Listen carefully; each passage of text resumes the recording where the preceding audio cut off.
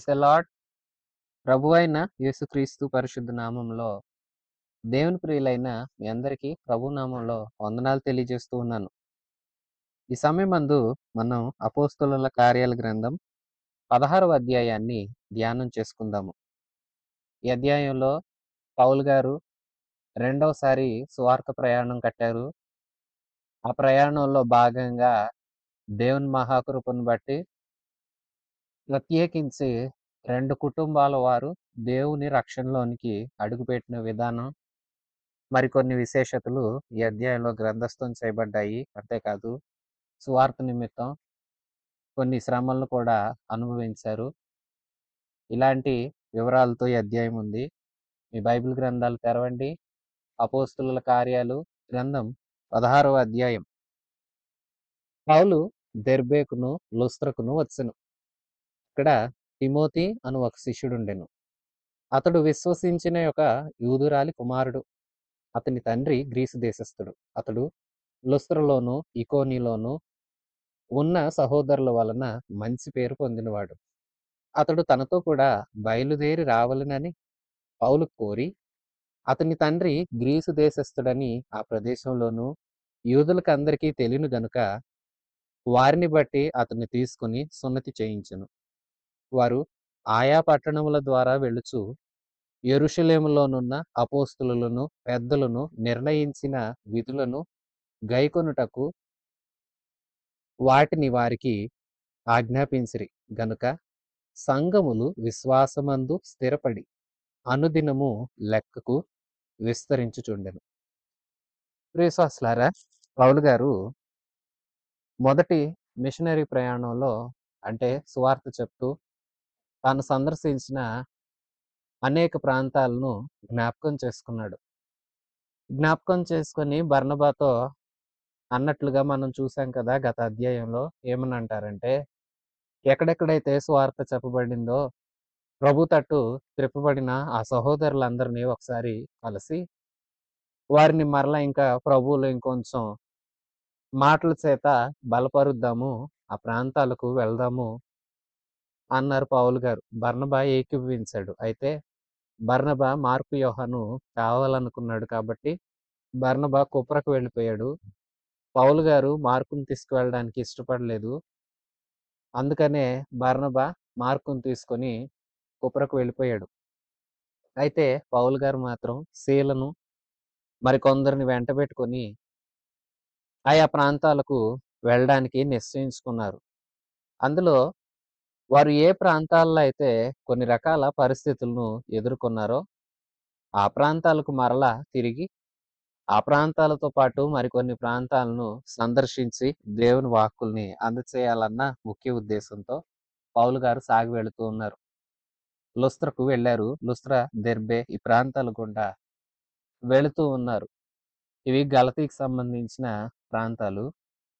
ఆ ప్రాంతాల గుండా వారు గతంలో చేదైన అనుభవాలనే ఎదుర్కొన్నారు.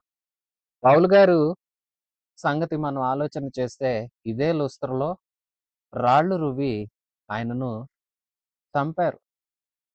ఆయనను ఈడ్చుకొని పట్టణపు వెలుపలకు కూడా తీసుకుని పోయారు. అయితే దేవుని మహాకృప, దేవుడు జీవమిచ్చి పౌలు గారిని మరలా ఆ ప్రాంతంలో బలపరిచారు.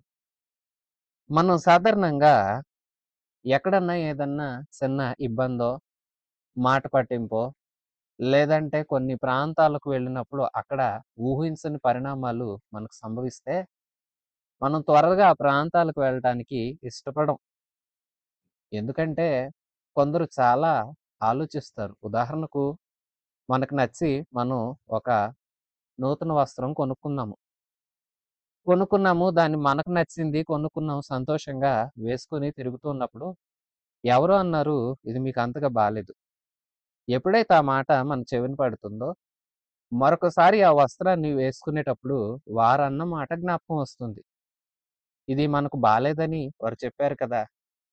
అప్పుడు రెండోసారి చాలామంది ఏం చేస్తారంటే ఆ వస్త్రాన్ని మరలా వేసుకోవడానికి ఆలోచన చేస్తారు. ముందు ఇచ్చినంత ప్రాధాన్యత ఇవ్వడానికి ఇష్టపడరు. ఇది కొందరి మనస్తత్వం. కొంతమంది ఇలాగే ఉంటారు. అలాగే కొన్ని ప్రాంతాలకు వెళ్ళినప్పుడు అక్కడేమన్నా హానికరమైనవి ఎదురైనా మరలా ఆ ప్రాంతానికి వెళ్ళాలంటే చాలా భయపడతారు. గతంలో చేదు ఎదురైంది కదా!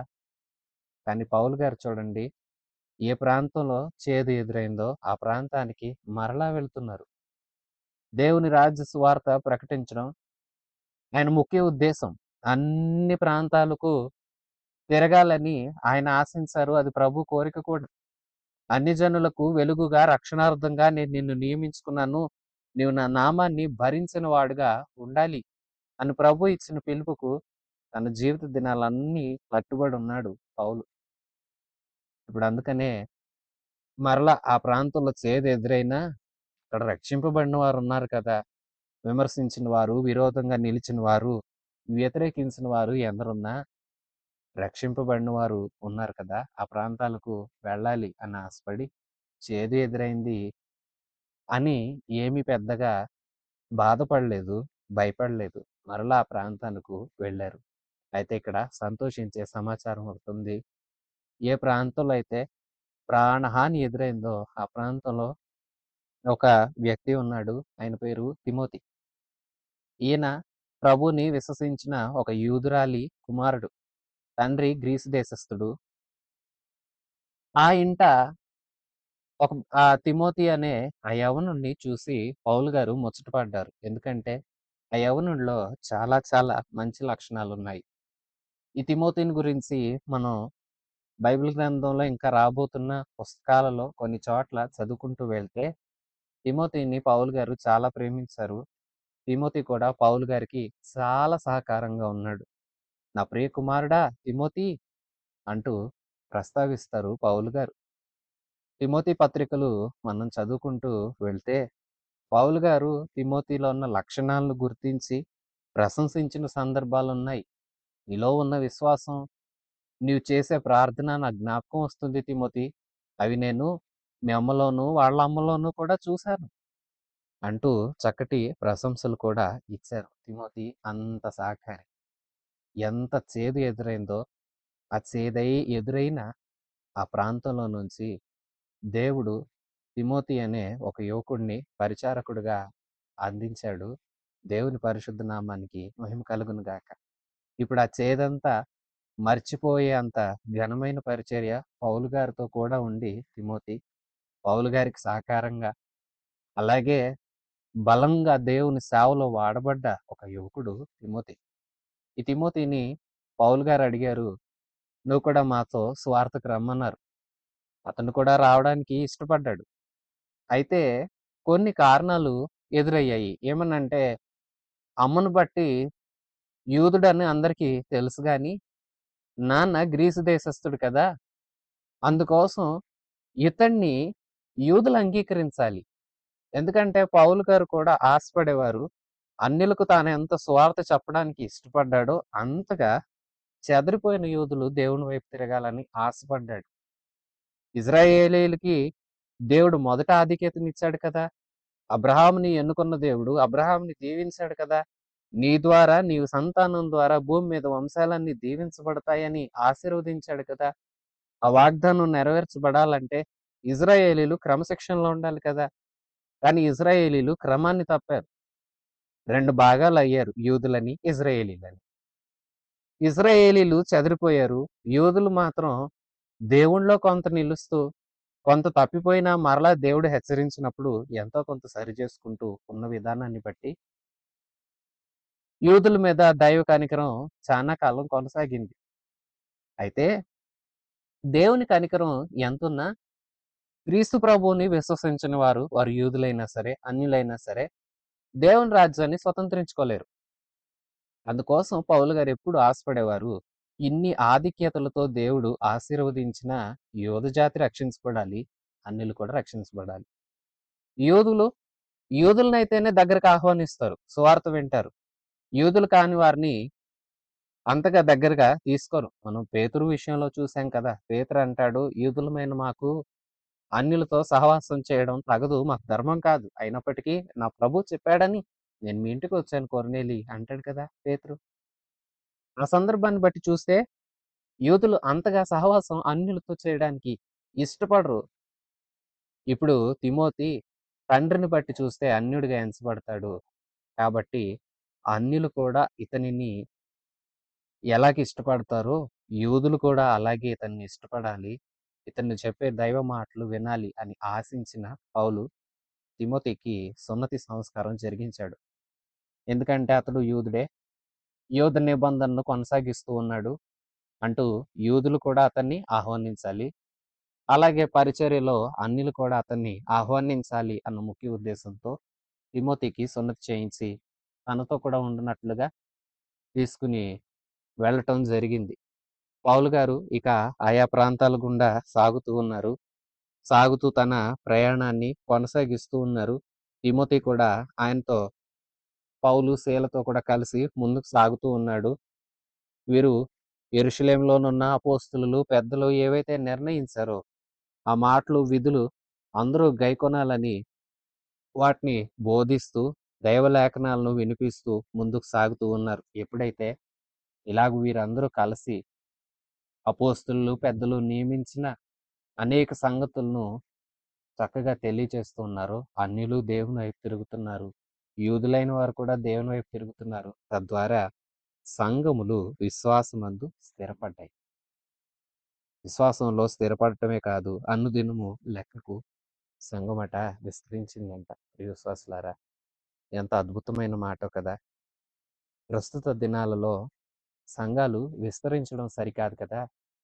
ఉన్న సంఘస్థులు కూడా చాలా రకాల లోకపు పరిస్థితులకు అలవాటు పడిపోతున్నారు. మనసులు చెరిపివేసుకుంటున్నారు. వ్యర్థమైన వాటికి అలవాటు పడిపోతున్నారు. లోకానికి సమయం ఉంటుంది. దేవుని ఆలయానికి రావడానికి సమయం ఉండలేదు. లోక వ్యాపారాలకు, లోక వార్తలు చెప్పుకోవడానికి, లోకపు యొక్క కార్యక్రమాల్లో పాలుపందులు పంచుకోవడానికి సమయం చాలా ఉంటుంది. దేవుని మందిరంలో చేరి ఆయన ఆరాధించుకోవడానికి సమయం ఉండలేదు. అందుకే సంఘాలు ఏమవుతున్నాయంటే చెదరిపోతున్నాయి. అలాగే సంఘాలలో చీలికలు వచ్చేస్తున్నాయి. గొప్పలు చూపించుకునే మనుషులు బయలుదేరి మేము గొప్ప, మేము గొప్ప అంటూ ఇతరులను కూడా వారి వైపు ఆకర్షించుకుంటాం. తద్వారా సంఘాలు చీలికలు ఏర్పడుతున్నాయి, చెదిరిపోతున్నాయి, పలచబడిపోతున్నాయి. ప్రియశ్వాసులారా, అందరము ప్రార్థించాలి. ఏమనంటే, ప్రభు, సంఘము సంఖ్యకు దినదినము విస్తరించాలి. అన్యుల సంఖ్య తగ్గాలి. ప్రభువుని నమ్మిన వారి సంఖ్య పెరగాలి. అందుకోసం మనం ప్రార్థన చేయాలి. రెండో విషయం, సువార్త చెప్పాలి. దేవుని మాటలు తెలియచేయాలి. సువార్త అందరికీ వినిపించాలి. ప్రియ విశ్వాసులారా, వింటున్న వారులారా, నా ప్రియ సహోదరి, సహోదరులారా, మీకు తెలిసిన వారికి మీరు దేవుని మాటలు చెప్తున్నారా?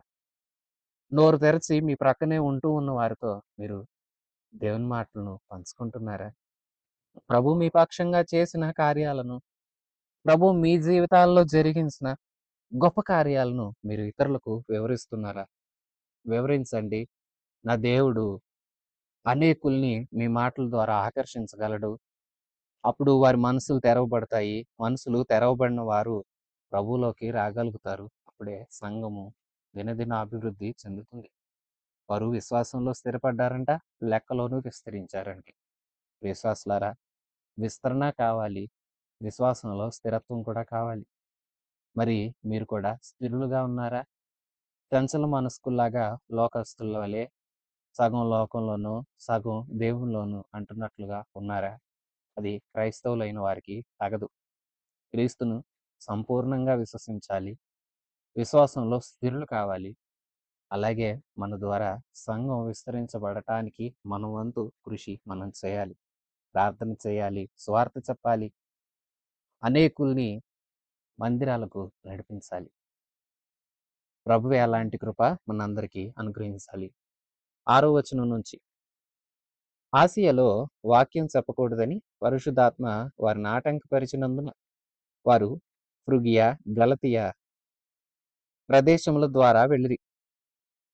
ముసియ దగ్గరకు వచ్చి బితూనియకు వెళ్ళుటకు ప్రయత్నం చేసిరి గాని యేసు యొక్క ఆత్మ వారిని వెళ్ళనీయలేదు. అంతటా వారు ముసియను దాటిపోయి త్రోయకు వచ్చిరి. అప్పుడు మాసిదోనియా దేశస్థుడు ఒకడు నిలిచి, నీవు మాసిదోనియకు వచ్చి మాకు సహాయం చేయమని తనను వేడుకొన్నట్లు రాత్రివేళ సౌలునకు దర్శనం కలిగెను. అతనికి ఆ దర్శనము కలిగినప్పుడు వారికి సువార్త ప్రకటించుటకు దేవుడు మమ్మును పిలుచుచున్నాడని మేము నిశ్చయించుకొని వెంటనే మాసిదోనియకు బయలుదేరుటకు యత్నము చేసితిని. కాబట్టి మేము ట్రోయను విడిచి ఒక ఓడ ఎక్కి తిన్నగా సముద్రాకేకును మరునాడు నేపోలికిని అక్కడ నుండి ఫిలిప్పీకును వచ్చితిమి. మాసిదోనియా దేశములో ఆ ప్రాంతమునకు అది ముఖ్య పట్టణము. రోమీయుల ప్రవాస స్థానమై ఉన్నది. మేము కొన్ని దినములు ఆ పట్టణములో ఉంటిమి. విశ్రాంతి దినమున గవిని దాటి నది తీరమున ప్రార్థన జరుగుననుకుని అక్కడకు వచ్చి కూర్చుండి కూడి వచ్చిన స్త్రీలతో మాట్లాడుచుంటిమి. అప్పుడు లూదియాను దైవభక్తి గల ఒక స్త్రీ వినుచుండెను. ఆమె ఊదా రంగు పొడిని అమ్ము తుయతైర పట్టణస్థురాలు. ప్రభువు ఆమె హృదయమును తెరచును కనుక పౌలు చెప్పిన మాటలయందు లక్ష్యముంచెను.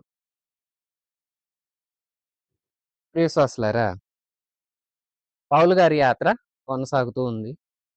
పౌలు గారు, శీల గారు, అలాగే తిమోతి, యూదా, ఇంకా కొందరు సహోదరులు ఉండి ఉండవచ్చు. వీరు ఆయా ప్రాంతాల గుండా సాగి వెళ్ళిపోతున్నారు. సంఘాలు కూడా క్షేమాభివృద్ధి చెందుతున్నాయి. సంఖ్య అందు విస్తరిస్తూ ఉన్న సమయాల్లో ఆసియాకు వెళ్ళాలనుకున్నారు. ఇది ఏషియా మైనర్. ప్రస్తుతం టర్కీ దేశంలో ఉండే ప్రాంతం ఇది.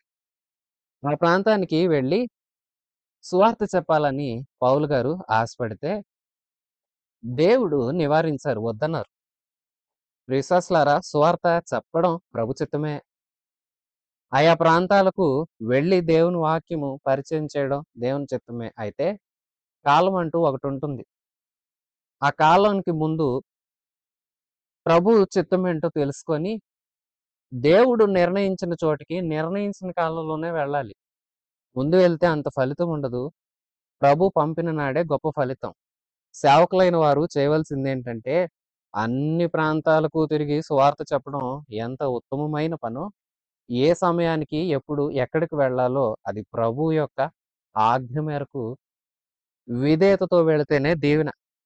విధేయులు కాకుండా ప్రభు వెళ్ళొద్దన్న చోటకి వెళితే ఆటంకాలు, నష్టాలు తప్ప సత్ఫలితాలు ఉండవు. ఇక్కడ దేవుడు ఈ ఏషియా మైనర్‌కి వెళ్ళొద్దని ఇప్పుడైతే నివారించారు. రెండవ సువార్త ప్రయాణంలో వెళ్ళలేదు. కానీ మూడో సువార్త ప్రయాణంలో దేవుడే అనుమతించి పంపించారు. ఒక సమయం ఉంటుంది. ఆ సమయానికి ఎవరిని, ఎక్కడికి, ఎప్పుడు, దేనికోసం నడిపించాలో ప్రభువుకి తెలుసు. ప్రభువుకి తెలుసు గనక ప్రభువుకి ఎవరు ఆలోచన చెప్పవలసిన అవసరం లేదు. కొందరు ప్రభువుకి ఆలోచన నేర్పే ప్రయత్నం చేస్తారు. ప్రభు అలా కాదు, ప్రభు ఇలా కాదు, ఇది అలా చేస్తామెందుకు, ఇలా కూడా చేయొచ్చు కదా! ఇట్లాగా విస్తరించి మాట్లాడతారు. విస్తరించి మాట్లాడటం వ్యర్థం. మౌనంగా, వినయంతో ప్రభు మాటకు శిరస్సు వహించడమే. శిరస్సు వంచి ఆయన ఆజ్ఞను పాటించడమే మనకెంతైనా దీవెన. అప్పుడు ఆయా ప్రాంతాల గుండా దేవుడు వాక్యం చెప్పకూడదని ఆటంకపరిస్తే ఫ్రుగియా, గలతీయ ప్రదేశాల ద్వారా వెళ్ళిపోయి ముసియా దగ్గరకు వచ్చారు. ఆ తర్వాత బితూనియకు వెళ్ళుటకు ప్రయత్నం చేశారు. కానీ యేసు యొక్క ఆత్మ వారిని వెళ్ళనీయలేదు. అదేంటి, ఒక చోట పరిశుద్ధాత్మ, మరొక చోట యేసు ఆత్మ అనున్నది అని కలవరపడవద్దు. యేసు పంపిన సత్య స్వరూపి అయిన ఆత్మే పరిశుద్ధాత్మ. యేసు సత్యం. ఆయన అన్నారు కదా, నేనే మార్గం, సత్యం. ఆయన స్వరూపంగా వచ్చిన ఆత్మే పరిశుద్ధాత్మ. అది యేసు ఆత్మ, తండ్రి ఆత్మ. తండ్రి ఆత్మ, కుమారాత్మ, పరిశుద్ధాత్మ. త్రిత్వం, దేవుడు త్రియేక దేవుడై ఉన్నాడు. ఆయన ఆత్మ నివారించింది. విశ్వాసులారా, కొన్ని ప్రాంతాలకు ప్రభువు వెళ్ళనీయడు. అప్పుడు మనం వద్దన్నప్పుడు మానేయాలి. కొన్ని ప్రాంతాలకు ఆయన వెళ్ళమంటాడు. వెళ్ళమన్నప్పుడు వెళ్ళమన్న చోటకే వెళ్ళాలి. అక్కడే ఉండిపోకూడదు. వెళ్ళమన్నప్పుడు వెళ్ళకపోయినా మంచిది కాదు. వద్దు అన్నప్పుడు వెళ్ళినా మంచిది కాదు. ప్రభు సేవకులైన వారు, విశ్వాసులైన వారు, ప్రభు శిష్యులు ఎవరైనా, అపోస్తలులైనా, గనులైన సేవకులైనా ఎవరైనా సరే ప్రభు మాట వినాల్సిందే. విన్నవారే పరిచర్లో దేవుని చేతిలో ఘనమైన సాధనంగా వాడబడతారు. వినని వారు ఘనహీనులవుతారు. ఘనత పోగొట్టుకుంటారు. సాక్ష్యాన్ని పోగొట్టుకుంటారు. ఆటంకాలు ఎన్నో ఎదుర్కొని లేనిపోని శ్రమలు తెచ్చుకోవడానికి వారే కారకులవుతారు. మరి వింటున్న విశ్వాసులారా, దేవుని మాటకు మీరెంతటి విధేయులు? మాట వింటున్నారా? విన్నదాన్ని శ్రద్ధగా పాటిస్తున్నారా? విధేయత చూపిస్తున్నారా? విధేయులైన వారిని దేవుడు బహుగా హెచ్చిస్తాడు.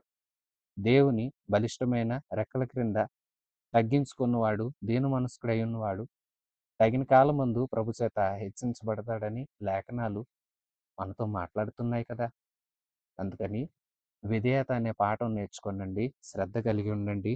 విధేయత చూపించండి.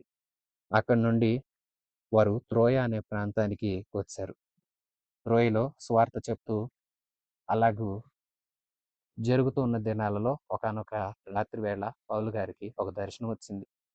ఏమనంటే మాసిదోనియా అనే ప్రాంతానికి సంబంధించిన ఒక వ్యక్తి కలలో అడుగుతున్నాడు, అయ్యా మా మాసిదోనియా ప్రాంతానికి రండయ్యా, వచ్చి మీరు మాకు సహాయం చేయండి అంటూ ఒక వ్యక్తి వేడుకుంటున్నట్లుగా దర్శనం వచ్చింది. ఎప్పుడైతే ఆ దర్శనం పౌలు గారికి వచ్చిందో, ఉదయం లేచినప్పుడు దేవుడు మమ్మల్ని మాసిదోనియాకు వెళ్ళి అక్కడ సువార్త చేయమంటున్నాడని గ్రహించాడు. చూసారా? వద్దని దేవుడు చెప్తాడు. ఎక్కడికి వెళ్ళాలో కూడా దేవుడు తెలియచేస్తాడు. పౌలు గారు అందుకే ఘనమైన పరిచర్య చేయగలిగారు. వద్దు అన్న చోటకి ఆగిపోయారు. వెళ్ళు అన్న చోటకి ఆగకుండా వెళ్ళిపోయారు. ఇప్పుడు వారు మాసిదోనియాకు వెళ్ళారు. వెళ్ళి అక్కడ కూడా పరిచర్య చేస్తూ త్రోయను విడిచి ఓడ ఎక్కి మాసిదోనియా దేశంలో ఫిలిప్పి అనే ప్రాంతానికొచ్చారు. ఈ ఫిలిప్పి ప్రాంతము రోమీయుల ప్రవాస స్థానంగా ఉంది. అంతేకాదు మాసిదోనియాకి ముఖ్య పట్టణం కూడా. అక్కడ కొన్ని దినాలు ఆ పట్టణంలో ఉన్నారు. ఉంటూ ఒకానొక విశ్రాంతి దినం, ఆ విశ్రాంతి దినమున గవిని దాటి నది తీరమున ప్రార్థన జరిగిద్ది అనుకుని సమాజ మందిరం ఏమన్నా ఉందేమో, ప్రార్థనా స్థలం ఏమన్నా ఉందేమో అని నది దాటి కాస్తంత అట్లా నది తీరానికి వెళ్తే అక్కడ కొందరు స్త్రీలొచ్చారు. వచ్చిన స్త్రీలతో పౌలు, శీల, తిమోతి ఈ బృందం ఉన్నారు కదా! వారు అలాగూ మాట్లాడుతున్నారు. దేవుని మాటలు చెప్తూ ఉన్నారు. ఇలా దేవుని మాటలు ఎప్పుడైతే పౌలు గారు వివరిస్తూ ఉన్నారో, వారిలో ఊదా రంగు పొడి అమ్మే తొయితైర పట్టణస్థురాలైన లూదియా అనే ఒక భక్తి గల స్త్రీ ఉంది. ఈ తొయితైర అనే పట్టణంలో ఈ స్త్రీ ప్రభువుని గురించి, యెహోవా దేవుని గురించి, యూద మతాన్ని గురించి విని భయభక్తులు పూనిన స్త్రీ. అందుకే ఆమెకున్న భయభక్తులను బట్టి యేసుక్రీస్తు ప్రభువు ఎవరో ఆమెకు తెలియచేయడానికి దేవుడు పౌలు గారిని అదిగో ఆ నది ప్రాంతానికి పంపించినప్పుడు, పౌలు గారు చెప్పుచున్న ఆ మాటలను ఆ స్త్రీ శ్రద్ధగా వినటం ప్రారంభించింది. శ్రద్ధ నిలిపింది. దేవుడు కూడా ఆమె మనసును తెరిచాడు. ఆమెకి ఇంకా వినే ఆసక్తి కలిగించాడు. ఎప్పుడైతే ఆమె మనసు తెరవబడిందై పౌలు గారి మాటలు వింటూ వింటూ ఉందో, ఆమెకు దేవుని మీద మరింత ఆసక్తి పెరిగింది. భయభక్తులు పెరిగాయి. చక్కగా ప్రభువుని గురించి తెలుసుకుంటూ ఉంది. ఆమె హృదయాన్ని తెరిచాడు. పౌలు చెప్పిన మాటల యందు ఆమె లక్ష్యముంచింది. 15వ వచనం. ఆమెయు ఆమె ఇంటివారును బాప్తిస్మం పొందినప్పుడు ఆమె, నేను ప్రభువునందు విశ్వాసము గలదాననని మీరెంచితే నా ఇంటికి వచ్చియుండుడని వేడుకొని మమ్మను బలవంతం చేసెను. ప్రియశ్వాసులారా, చూసారా? ఆ స్త్రీ హృదయం తెరవబడింది. ఆమె దేవుని మాటలు వింటుంది. వింటున్న ఆమె ఆ మాటలను అంగీకరించింది. ప్రభు మాటలను అంగీకరించాలి. వింటే సరిపోదు. శ్రద్ధగా వినాలి. ఆశతో వినాలి. విన్న మాటలకు స్పందించాలి. దేవుని మాటలకు మన మనస్సు, మన హృదయం స్పందించాలి. ప్రభు మనతో ఏం మాట్లాడుతున్నారు? ఆశీర్వదించే మాటలు మాట్లాడుతూ ఉంటే వాటికి వినయం కలిగి మనం ఉండాలి. సరిచేసుకోమన్న మాటలు మాట్లాడుతున్నప్పుడు మనం నిజంగానే సరిదిద్దుకునే మంచి స్వభావం గలవారమై ఉండాలి. ఇలాగ ఉన్ననాడు మనం బహుగా దీవించబడతాము. ప్రభు వాక్యం మనలో పనిచేస్తుంది. ఎప్పుడైతే వాక్యం మనలో పనిచేస్తుందో మనలో పరివర్తన కలుగుతుంది. అలాగూ వీరిలో ఒక పరివర్తన కలుగుతూ ఉంది. ఆ స్త్రీలో మంచి మార్పు వచ్చింది. ఆమె మొదటే భయభక్తులు కలిగిన స్త్రీని. అయితే ఇంకా భయభక్తులు పొందింది. విశేషమైన సంగతేంటో తెలుసా? ఆమె, ఆమె ఇంటి వారు కూడా ఆ వేళ బాప్తిస్మం పొందారు. దేవుని పరిశుద్ధ నామానికి మహిమ కలుగును గాక. విశ్వాసులారా, దేవుని మాటలు మనం చెప్తే ఆ మాటలు వారు వింటారు. విన్న మాటలు వారిలో కార్యసాధకమవుతాయి. వారు మార్పు చెందగలుగుతారు. వారిలో దీవెన కలుగుతుంది. అందుకే మనం కూడా దేవుని మాటలు పంచుకోవడానికి ఇష్టపడాలి. ఆ మాటలు వారిలో కార్యం చేస్తాయి. దేవుని మాటలు ఎప్పుడు ఎవరిలో ఏ కార్యాన్ని జరిగిస్తాయో మనకు తెలీదు. అందుకోసమే మనం ఏం చేయాలంటే నోరు తెరిచి మనం ప్రభువుని గురించి మనకు తెలిసినంత వరకు ఇతరులతో పంచుకోవాలి. ఆవేళ నదీ తీరాన ఉన్నవారందరితో పౌలు గారు నోరు తెరిచి మాట్లాడుతూ దేవుని గురించి చెప్తూ ఉంటే ఈ స్త్రీ వినింది. తన ఇంటికి కూడా తన ఇంటి వారికి కూడా వివరాలు తెలియజేసుకుంది. ఇంటి వారు కూడా నమ్మారు. అందరూ కలిసి రక్షణ పొందారు. ఇల్లంతా ఆనందం. అంతేకాదు ఈ స్త్రీలో మరో మంచి లక్షణం ఉన్నది. ఏమనంటే పౌలు గారిని శీల ఆ పౌలు గారితో ఉన్న వారిని ఆహ్వానిస్తూ ఉంది. ఇలారా రండయ్యా, నేను ప్రభువునందు విశ్వాసం ఉన్న దాన్నని మీరు ఎంచితే మా ఇంటికుండి మా ఇంటి దగ్గరకు వచ్చి అంత ఆతిథ్యం తీసుకొనండి అయ్యా అంటూ వేడుకుందంట. అంతేకాదు వేడుకుని వదిలేలా వారిని బలవంతం చేసిందంట.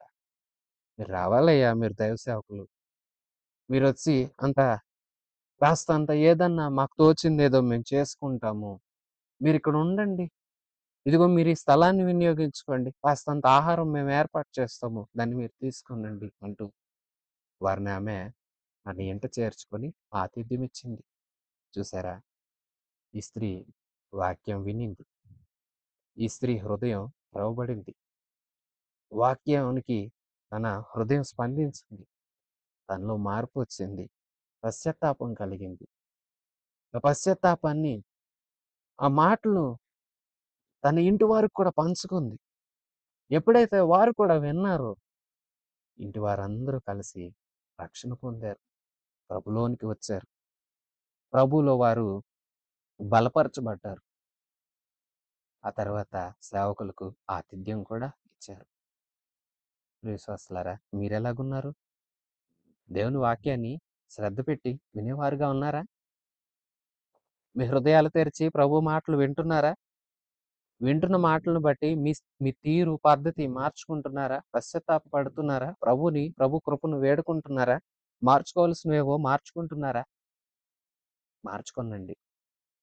అంతేకాదు చూడండి, ఇంటి వారందరితో కూడా బాప్తిస్మం పొందింది. కొందరు ఇంటి వారికి కూడా స్వార్థ చెప్పుకోలేని పరిస్థితిలో ఉన్నారు. ఇంట్లో దేవుని మహాకృపను బట్టి దేవుడు ఒకరిని ఆకర్షిస్తూ ఉంటారు. ఆ ఆకర్షితులైన వారు ప్రభువులో స్థిరపడడమే కాదు, ప్రభువుని ఇష్టపడి వెంబడించడమే కాదు, ఇంటి వారిని కూడా రక్షించుకోవాలి. లూదియా వాక్యం విన్నది, తన ఇంటి వారితో పంచుకున్నది. ఇంటి వారందరూ రక్షణ పొందారు. అంతేకాదు వీరిలో మరో మంచి లక్షణం ఉంది. అదేంటంటే ఆతిథ్యం ఇచ్చే లక్షణం. కలిగిన దాన్ని ఎదుటి వాళ్ళతో పంచుకునే మంచి లక్షణం. సేవకుల్ని మంచిగా చూడాలి. అలాగే తోటి సహోదరులు లేని స్థితిలో ఉన్నవారికి కూడా కాస్తంత సహాయం చేసే మంచి మనసు దేవుని పిల్లలమైన మనందరికీ ఉండాలి. విశ్వాసులారా, ఇటు మంచి లక్షణాలు మీరు కూడా కలిగి ఉన్నారా? ఈ లూదియా అనే స్త్రీని చూడండి. ఆ స్త్రీ ఎలా తను మారి తన కుటుంబాన్ని మార్చుకొని ఒక ఆతిథ్యం ఇచ్చి ఎలా బైబిల్ గ్రంథంలో ఆమె చరిత్రను గ్రంథస్థం చేయబడ్డానికి ఆమె సాక్ష్యం ఎంత కారణమైందో చూడండి. విశ్వాసులారా, మరి మీరు, మీ సాక్ష్యం ఎలాగుంది? మిమ్మల్ని గురించి దేవుడు సాక్ష్యం ఇవ్వాలంటే ఇదిగో లూదియను గురించి పరిశుద్ధాత్మ దేవుడు సాక్ష్యం ఇవ్వాలంటే ఈ మాటల ద్వారా సాక్ష్యం ఇచ్చారు. ఏమని అంటున్నారు దేవుడు? దేవుని ఆత్మ చేతే కదా లూకా ఈ గ్రంథాన్ని వ్రాసారు. గ్రంథస్థం చేస్తున్న లూకా గ్రంథస్థం చేస్తున్న సమయంలో దేవుడు లూదియను గురించిన సాక్ష్యం ఇలాగ అందిస్తున్నారు. ఏమనంటే ఆమె భక్తిపరురాలు. ఆమె వాక్యం విన్న స్త్రీ. ఆమె విన్నదానికి స్పందించిన స్త్రీ. స్పందించిన స్త్రీ కాదు, అంతేకాదు తన కుటుంబాన్ని రక్షించుకుంది. రక్షించుకోవడం మాత్రమే కాదు, ఆతిథ్యం ఇచ్చే స్త్రీ. మరి నీకెలాంటి సాక్ష్యం ఉంది ప్రియ విశ్వాసి? నీవు ప్రభునందు ఎలాగున్నావు? 16వ వచనం నుంచి మేము ప్రార్థనా స్థలమునకు వెళ్ళుచుండగా పుతోను అను దయ్యం పట్టినదై సోది చెప్పుట చేత తన యజమానులకు బహు లాభము సంపాదించుచున్న ఒక చిన్నది మాకు ఎదురుగా వచ్చెను. ఆమె పౌలును మమ్మును వెంబడించి, ఈ మనుషులు సర్వోన్నతుడైన దేవుని దాసులు. వీరు మీకు రక్షణ మార్గము ప్రచురించు వారై ఉన్నారని కేకలు వేసి చెప్పెను. ఆమె ఇలాగు అనేక దినములు చేయుచుండెను కనుక పౌలు వ్యాకులపడి దాని వైపు తిరిగి, నీవు ఈమెను వదిలిపొమ్మని యేసుక్రీస్తు నామమున ఆజ్ఞాపించుచున్నానని ఆ దయ్యముతో చెప్పెను. వెంటనే అది ఆమెను వదిలిపోయెను. విశ్వాసులారా, అలాగే వీరు అదే ప్రాంతంలో ఇంకా పరిచర్య చేస్తూ ఉన్నారు. ప్రార్థనా కాలం, ప్రార్థనా స్థలానికి వెళుతున్నారు. ప్రార్థనా స్థలానికి వెళ్తున్నప్పుడు ఒక సంఘటన ఎదురైంది. ఏమనంటే, ఒక చిన్నది ఈమె పుతోనును దెయ్యం పట్టిన స్త్రీ. ఆ దెయ్యం పట్టిన వ్యక్తి సోది చెప్పిద్ది ఆ ప్రాంతంలో. సోది చెప్పి తన యజమానులకు డబ్బు సంపాదించి పెట్టిద్ది. వచ్చేవారందరికీ సోది చెప్పడం, ఆ సోది చెప్పించుకున్న వారు డబ్బులివ్వటం, ఆ డబ్బులు తమ యజమానులకు అందిస్తూ కొందరు వ్యక్తులకు ఈమె ఒక లాభ సాధనంగా మారింది. ఆవేళ వీరు దేవాలయం ప్రార్థనా స్థలానికి వెళుతున్నప్పుడు వారి వెనకాల పడి కేకలు వేస్తుంది. అందరూ చూడండి, వీరు దేవుని దాసులు. వీరు సర్వోన్నతుడైన దేవునికి దాసులు. వీరందరూ మీకు రక్షణ మార్గాన్ని బోధిస్తారు. రండి వీరి మాటలు వినండి అంటూ కేకలేస్తుంది. సరే, రోజుల వ్యవధి ప్రకారం కొన్ని రోజులు పౌలు గారు కూడా పట్టించుకున్నట్లుగా వారు వెళ్ళిపోయారు. కానీ ఈమె ఇదే పని చేస్తుంటే పౌలు గారికి నచ్చల. బాధ అనిపించింది. ఏంటి దేవుని కార్యాలు, దేవుని పిల్లలు, దేవుని ఆత్మతో నిండిన వారు వివరించాలి. సైతాన్ వివరించకూడదు. మరి సాతానెందుకు దేవుని కార్యాలను ప్రచురం చేస్తున్నట్లుగా కనిపిస్తున్నాడు అంటారా? సాతాను ఎప్పుడు పూర్తి నిజం చెప్పడు. అలాగని కొన్ని నిజాలు చెప్పడా అంటే నిజం చెప్తాడు. సగం నిజం చెప్తాడు. ఎందుకంటే మనిషిని మరికల్పడానికి, వారి మార్గాలు త్రిప్పడానికి, దేవుని దగ్గరకు తీసుకొస్తున్నట్లుగా నటిస్తాడు, ముంచుతాడు. ఇక్కడ కూడా అదే చేస్తున్నాడు. ఆ దయ్యం పట్టిన ఆ వ్యక్తి వీరి గురించి వీరు సత్యం చెప్తారు, వీరు దేవుని దాసులంటూ గొప్పగా చెప్తుందని మనం భ్రమపడకూడదు. సాతాను ఎప్పుడు దేవుని గురించి గొప్పలు చెప్పడు. చెప్తున్నట్టు కనిపిస్తాడంతే. ఆదాము దగ్గరికి హవ్వ దగ్గరికి వెళ్ళి, మీరు నేను విన్నది నిజమేనా? దేవుడు ఏదైనా తినొద్దన్నాడా?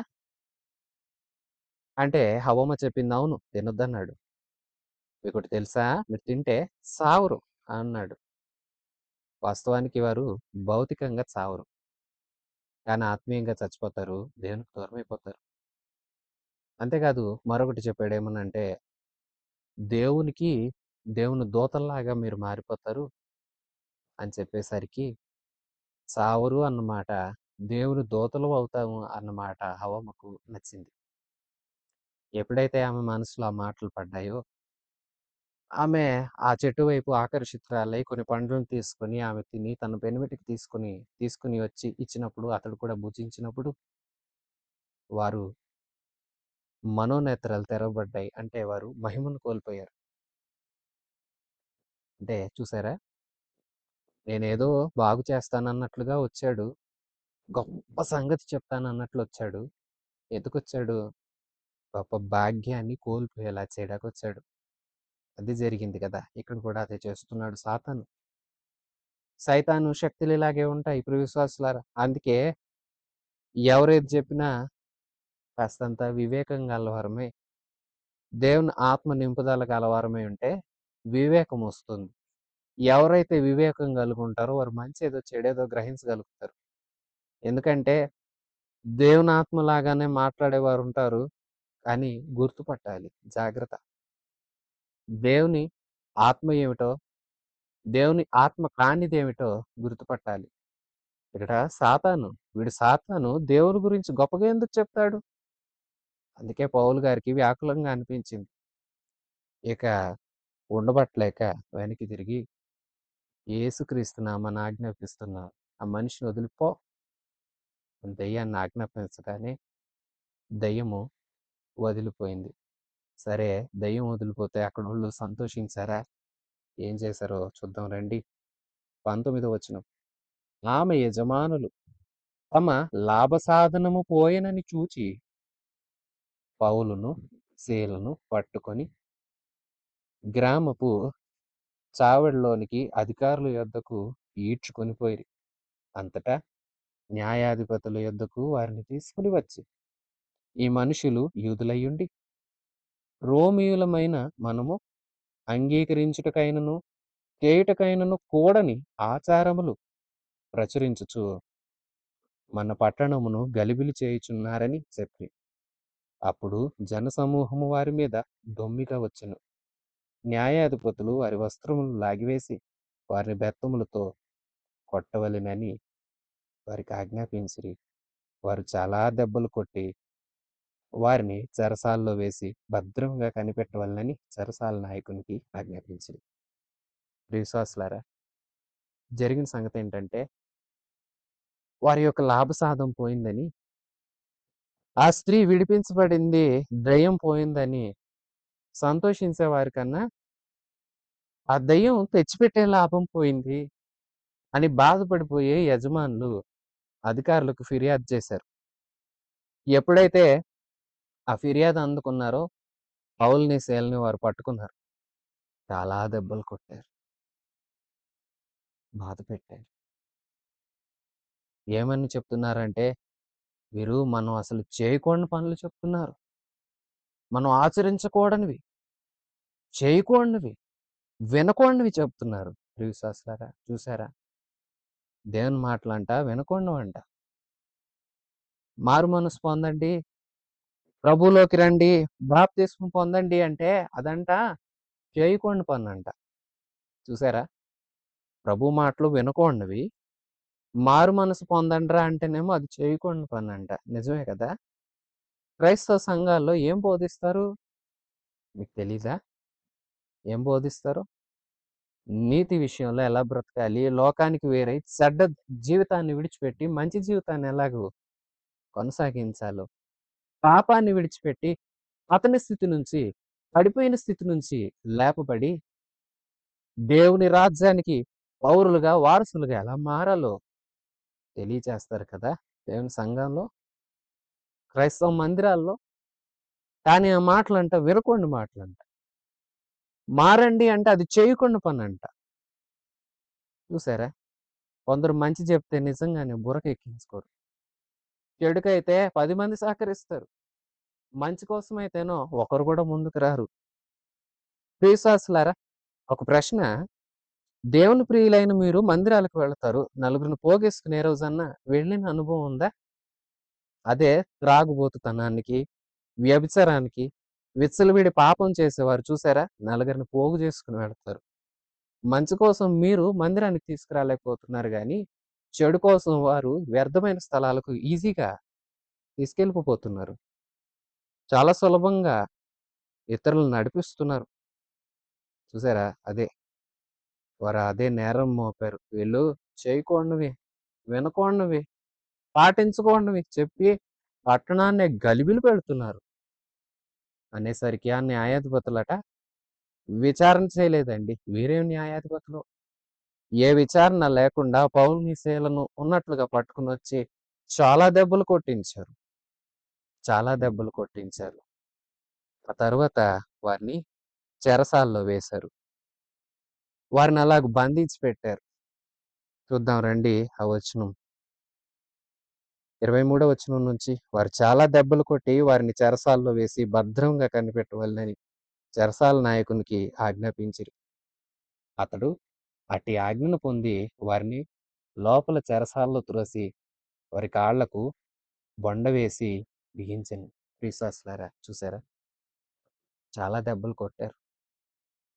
విచారణ చేయలా. న్యాయాధిపతి లక్షణమేంటి? విచారణ చేసి కదా తీర్పు తీర్చి శిక్ష విధించాలి. కానీ వారు తీర్పు తీర్చలా. తీర్పు తీర్చేశారు గాని న్యాయ విచారణ చేయలేదు. తీసుకుని వెళ్ళిపోయారు. బంధించేశారు. చెరసాల్లో వాళ్ళకి సంకెళ్ళు వేసేసి కాళ్ళు చేతులకి అలాగే చెరసాల్లో వారిని పడేశారు. 25వ వచనం. అయితే మధ్యరాత్రి వేళ పౌలును, సీలను దేవునికి ప్రార్థించుచు కీర్తనలు పాడుచుండిరి. ఖైదీలు వినుచుండిరి. అప్పుడు అకస్మాత్తుగా మహాభూకంపము కలిగెను. చెరసాల పునాదులు అదిరెను. వెంటనే తలుపులన్నీ తెరుచుకొనెను. అందరి బంధకములు ఊడెను. దేవుని పరిశుద్ధ నామానికి మహిమ కలుగునుగా. విశ్వాసులారా వింటున్నారా? అయితే చెరసాల్లో వారు వేయబడ్డారు. వారిలో ఏ తప్పిదం లేదు. వారు దేవుణ్ణి ప్రకటిస్తున్నారు. వారు ఒక దయ్యాన్ని వెళ్ళగొట్టారు. అంతే కదా! ఏం చేయలా?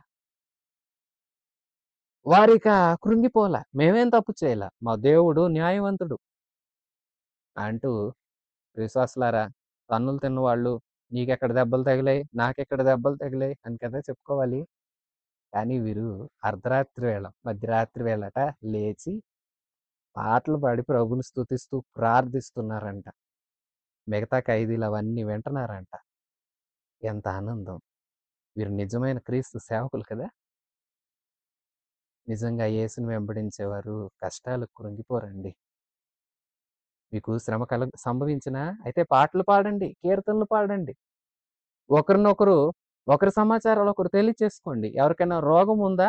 సంఘపు పెద్దలను పిలిపించి ప్రార్థన చేసుకునండి అని యాకోబు పత్రికలో యాకోబు వివరిస్తున్నారు కదా!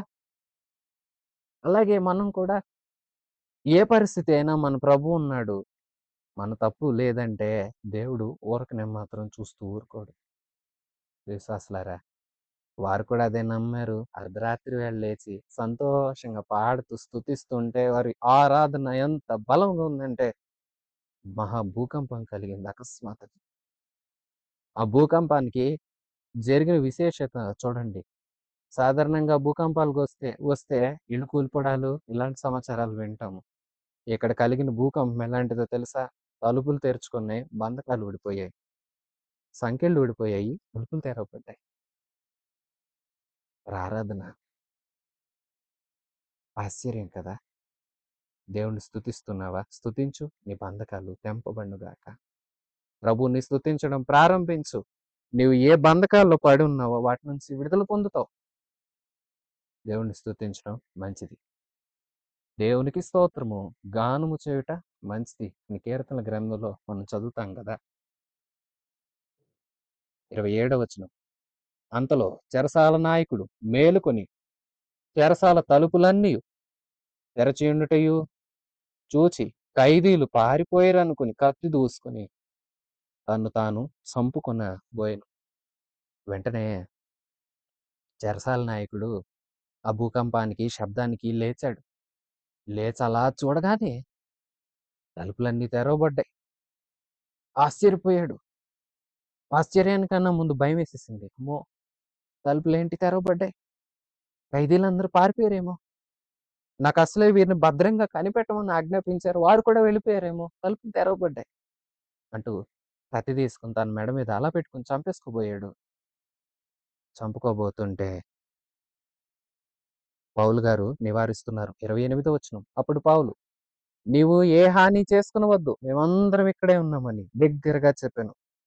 అతడు దీపము తెమ్మని చెప్పి లోపలికి వచ్చి వణుకుచు పౌలుకును, సీలకును సాగిలపడి విశ్వాసులారా ఎప్పుడైతే అతను అలాగ చేయబోతున్నాడో, కత్తితో చంపేసుకోవాలనుకుంటున్నాడో, వెంటనే పౌలు గారు బిగ్గరగా చెప్తున్నారు, అయ్యా ఏ హాని చేసుకోవద్దయ్యా, నువ్వు అనుకుంటున్నావా ఎవరు పారిపోలా, అందరం ఇక్కడే ఉన్నాం, ఏ హాని చేసుకోవద్దు అనగానే అతడు దీపం తెండి అని చెప్పి ఆ దీపపు వెలుతురులో చూస్తుంటే ఖైదీలు అక్కడే ఉన్నారు.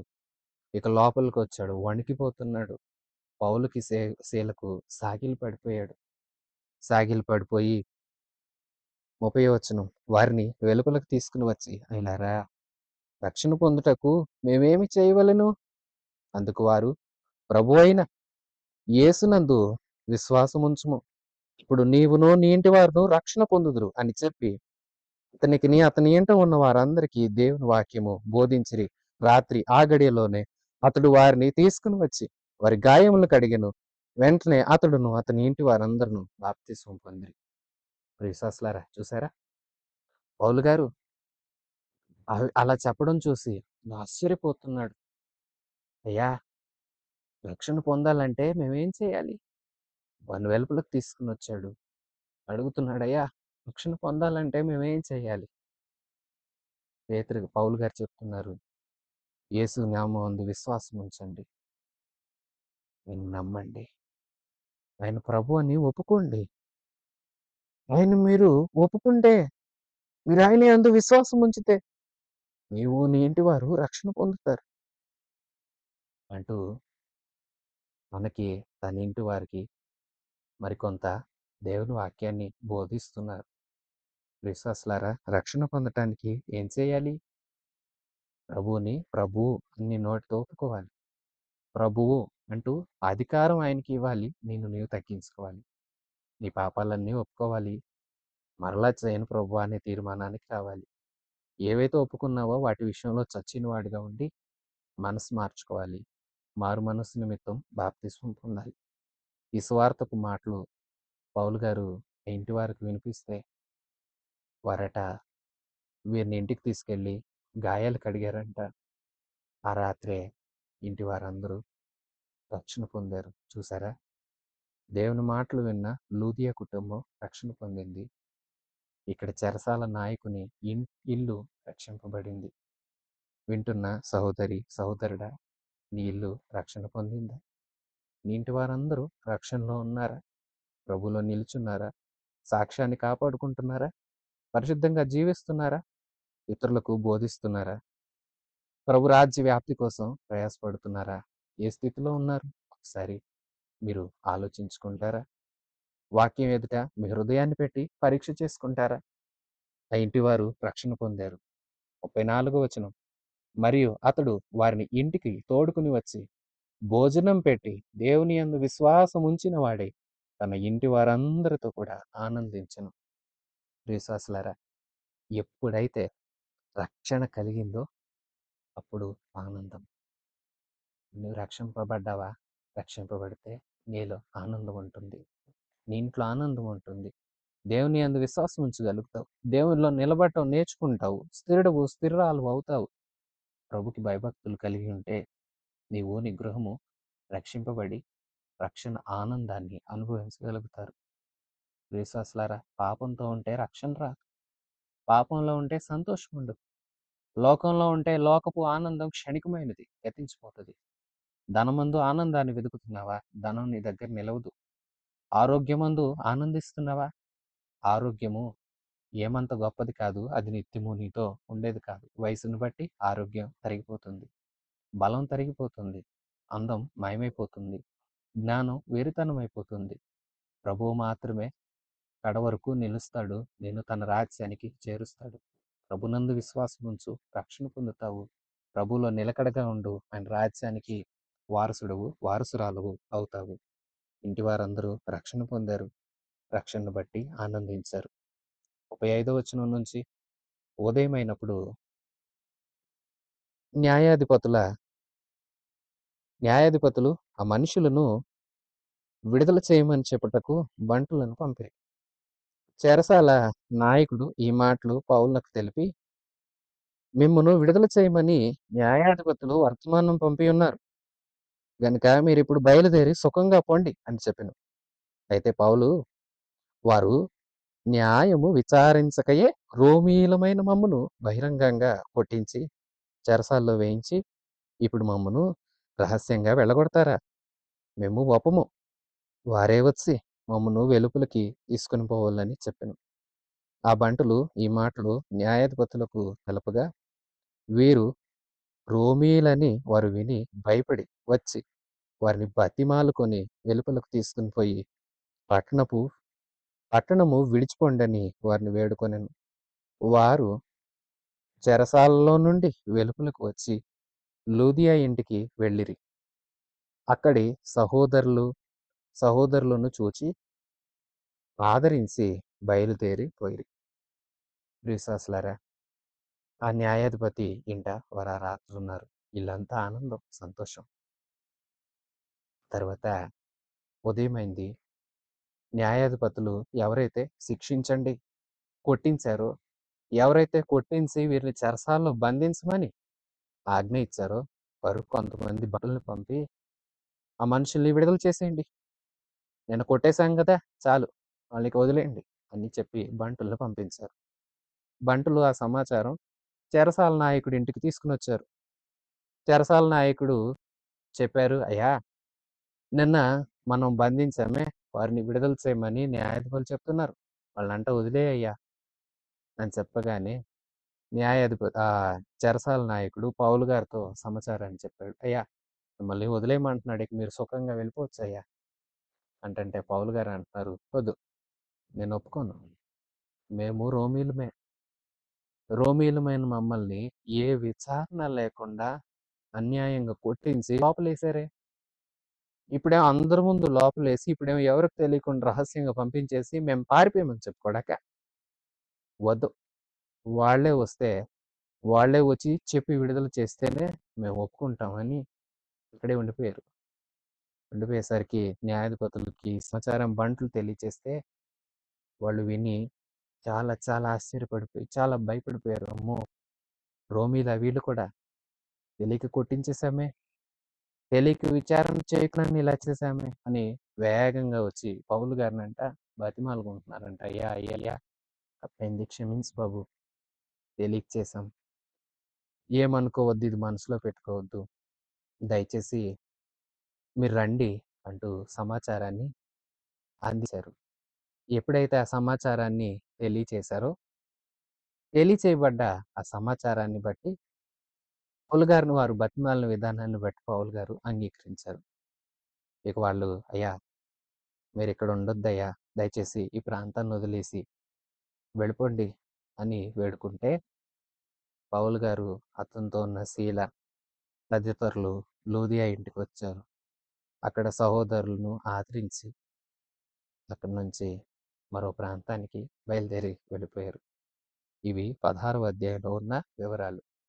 వింటున్న విశ్వాసులారా, అధ్యాయం ఆరంభంలో లుస్త్రలో చేదైన అనుభవం గతంలో ఎదురైంది. కానీ ఆ చేదులో నుంచే ఒక ఆనందకరమైన సమాచారం ఏమిటంటే, అక్కడ నమ్మకస్తుడైన ఒక జతపనివాడు పౌలుకు దొరికాడు. అతడే తిమోతి. చేదు ఎదురవ్వచ్చు, కానీ ప్రభు అనుమతించిందైతే దానిలో నుంచి సంతోషం కూడా మనకు కలుగుతుంది. తిమోతియే అందుకు నిలువెత్తు నిదర్శనం. పౌలు గారు మరణమొందినంత శ్రమను ఆ ప్రాంతంలో అనుభవించారు. కానీ చాలా సహకారి, నమ్మకస్తుడైన వ్యక్తి ఆ ప్రాంతం నుండి దొరికాడు పౌలు గారికి. అలాగే పౌలు గారు ప్రాంతాలు తిరిగి వెళుతూ ఉండగా కొందరు స్త్రీలతో మాట్లాడుతున్నారు, వాక్యం చెప్తున్నారు. ఒక స్త్రీ, ఆమె పేరు లూదియా, హృదయం తెరిచి దేవుని మాటలు వింది కాబట్టే ప్రభువుని గుర్తించింది కాబట్టే పశ్చాత్తాపం పడింది కాబట్టే తాను తన ఇంటి వారు రక్షించబడ్డారు.